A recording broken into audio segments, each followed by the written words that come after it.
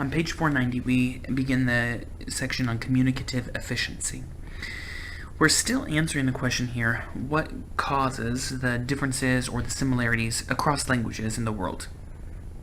And this is just one other way that we're going to be analyzing that same question.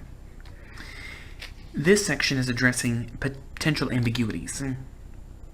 When we're faced with ambiguity, we have several different possible ways that we can choose to overcome it. One of the ways was described in the previous section about word order. If we have all adopted a universal word order of SVO, then we know that when we hear a sentence that the first noun we hear is a subject, the latter noun we hear is the object, and we're happy to just allow that to be the disambiguating mechanism. In other words, we use the word order to tell us more information than the words in the sentence give by themselves. But a different way that people have, in some languages, used to disambiguate their language is to use case markings. Case markers are morphemes that are paired with certain nouns to indicate that they're either the subject or the object. And if you pair this morpheme with the noun, then you can put the order in your sentence either with the subject first or the object first. It doesn't matter, because you have a case marker to identify that the first noun that appears as the subject or that it's the object. A differential case marking is one that's only used certain times, in the most ambiguous circumstances.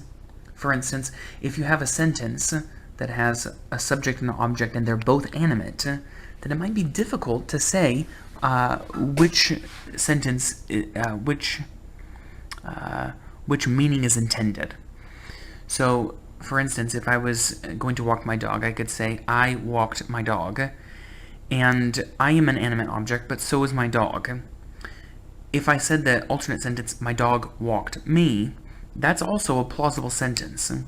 So without establishing word order, if we're using a language that SVO is not the established word order, and there is no indeed established word order, then when I say I walked my dog or my dog walked me, then those sentences would be ambiguous. The people in my language wouldn't know which meaning I intended, who was doing the walking.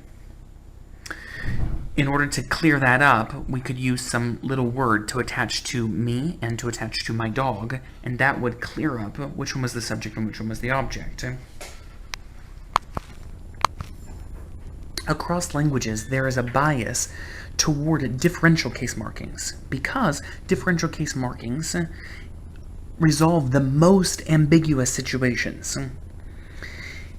And so what we find is they're not necessary all the time. In many instances, which noun is the subject and which one's the object can just be assumed, and that the meaning would be accurate given that assumption. So we find that differential case markings are much more common in many languages, and if a free word and actually they disappear entirely if some other mechanism comes into a language to take the place of case markings. What I mean by that is, for instance, when Latin was making the transition from, when people were making the transition from using Latin to using other languages that were related to it, like Italian, Portuguese, Spanish, these individuals started to use a more defined and permanent word order to resolve ambiguities.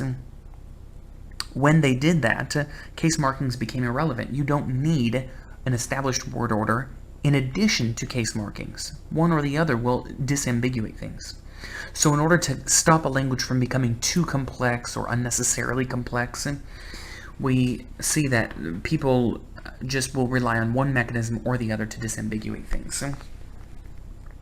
In one study that's detailed on page 492, give me a second here. This study demonstrated that when the grammar of a language leaves ambiguous situations too often, that the users of that language will fix the language so that it won't be so ambiguous. The way this study was done was researchers used an arbitrary word order, so either SOV or OSV were both allowed, and it didn't tell you anything about the language to know the word order of the sentence. Rather, there were case markers. But the case markers were used arbitrarily. Sometimes when there was two animate objects, there would be a missing case marker. And sometimes when there was an animate object and an inanimate object in a sentence, then there would be the presence of a case marker, even though it's not really necessary.